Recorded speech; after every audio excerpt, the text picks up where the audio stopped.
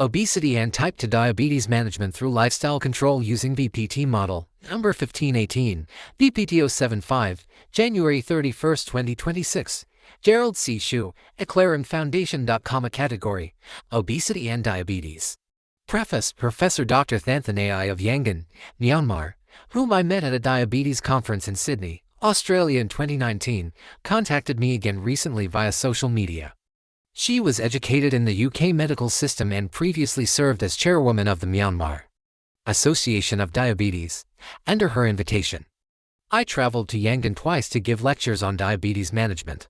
Introduction: I came to the US at age 20 with a normal body weight of 145 pounds, BMI 21.4, by 1982, when I started my first entrepreneurial business at age 35. My weight had increased to 170 pounds, BMI 25.1, placing me in the overweight range. In 1995. At age 48, I fainted at Hong Kong airport, which was attributed at the time to hypoglycemia. Later that same year, I was diagnosed with type 2 diabetes T2D through a random glucose test performed in a hospital. My glucose level was 350 mg dL.The. Based on this extremely high glucose value, it is unlikely that my diabetes developed abruptly in 1995. Instead, it was probably present for several years prior to diagnosis. I therefore estimate that my T2D likely began around 1991, when I was approximately age 44. Around 1990, routine glucose testing was not easily accessible. Blood glucose measurements generally required hospital visits and were not performed regularly in asymptomatic individuals. As a result, early-stage type 2 diabetes often went undetected for many years. Therefore, the absence of glucose data before 1995 reflects the medical screening limitations of that era, rather than the absence of disease. In 1994, I decided to resign from my position as president of a Silicon Valley high-tech company to start my own semiconductor AI-based chip design software enterprise. This decision encountered intense resistance and pressure from my former employer. During that period, I suffered back-to-back cardiovascular episodes. At the time, I did not understand the relationship among obesity, diabetes, and cardiovascular disease (CVD). As I was professionally trained in engineering, and medicine was completely outside my knowledge domain. In 1995, my startup venture succeeded and became a publicly listed company on NASDAQ when I was age 48. Between 1995 and 2004, I suffered 3 additional CVD episodes. In 2002, at age 55, I decided to sell my company and leave Silicon Valley. For a long struggling entrepreneur and established businesses like my own child, after leaving, I fell into depression and required continuous psychotherapy for 3 years before fully recovering. This experience led me to pay serious attention to mental health, and I subsequently self-studied psychology for 9 years, from 2001 through 2009. By 2010, I discovered signs of kidney failure, diabetic retinopathy approaching blindness, and severe neuropathy that nearly resulted in a toe amputation.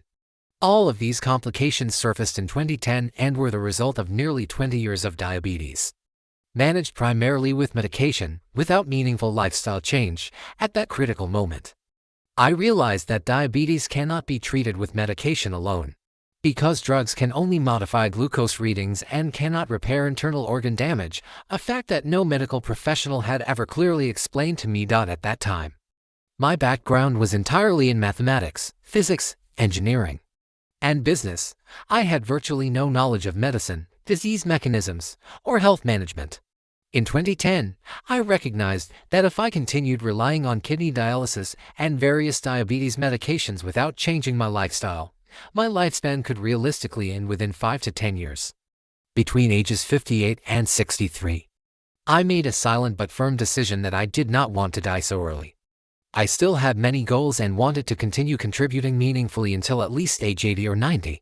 I therefore made a bold decision to fully dedicate myself to self-study in internal medicine, starting with diabetes, then expanding to related mortality diseases, including heart, kidney, and nerve disorders, and later extending to other body systems. After many years of self-learning, I realized that obesity and diabetes play central roles in approximately 75% to 85% of major mortality diseases and death cases. I returned to the US in 2010 and began reading thousands of published medical papers on my own, using online databases, search engines, and medical dictionaries, without institutional support, formal medical education, or clinical mentors. This path was lonely and extremely difficult. Over the next 17 years, I spent 13 to 15 hours per day, nearly every day, reading an estimated 10,000 published medical research papers. In 2017, I devoted an entire year to writing my first medical research paper, only 500 words long, based on 8 years of my self-collected diabetes data. That paper was accepted by the World Health Organization, International Diabetes Federation (UIDF) and presented at its biannual conference in Abu Dhabi, UAE, from December 5 to 10, 2017. This was my first published medical research paper, focused on type 2 diabetes control through lifestyle management.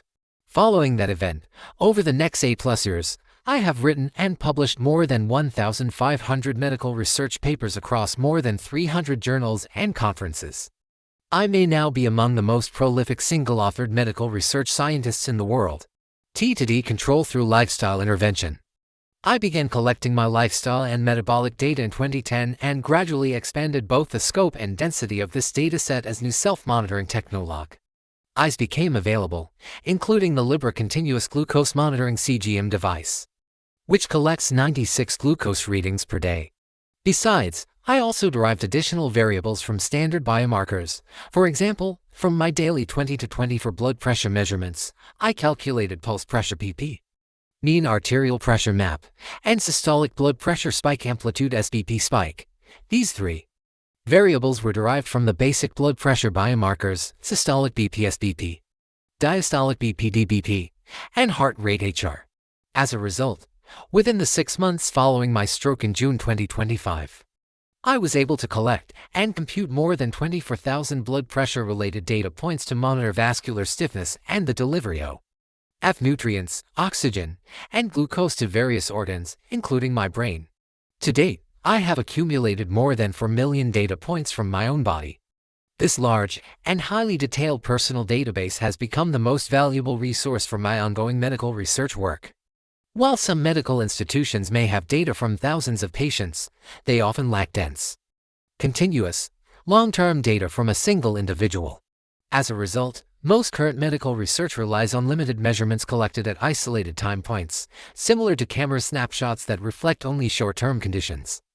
My dataset is longitudinal and high-resolution, more like watching a movie over time, capturing continuous pathophysiological changes. This structure allows direct analysis of disease progression, condition reversal, long-term trajectory, and system-level behavior that are difficult to observe in conventional clinical research. VMT analysis results. In this article, I conducted two VMT energy analyses using different output strains with their associated to primary stressors, while applying the same modeling methodology. The first case uses BMI as the output strain, with 2 input stressors, food portion normalized at 50% and walking steps normalized at 6,000 steps. The VMT energy results show that food portion contributes 67% of the total energy, while walking steps contribute 33%. The cumulative VMT energy curve reaches its pivot year in 2014, accounting for 97% of the total accumulated energy. The second case uses daily average glucose E as the output strain, with 2 input stressors, carbohydrates and sugar intake grams normalized at 30 grams, and walking steps normalized at 6,000 steps. In this analysis, carbohydrates and sugar contribute 70% of the total energy, while walking steps contribute 30%. The cumulative VMT energy curve reaches its pivot year in 2013, accounting for 99% of the total accumulated energy. When comparing obesity and type 2 diabetes, the energy contribution ratios are highly consistent, at 67% versus 33% for obesity and 70% versus 30% for diabetes. These findings confirm that food portion size per meal is the primary influential factor for obesity, while carbohydrate and sugar intake per meal is the primary influential factor for diabetes.